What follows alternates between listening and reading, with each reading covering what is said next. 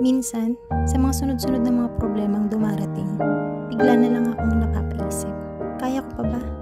Pero naalala ko yung isang beses na may nagsabi sa akin, ang lakas mo ah. Sa totoo lang, parang nagkukunwari lang naman ako noon.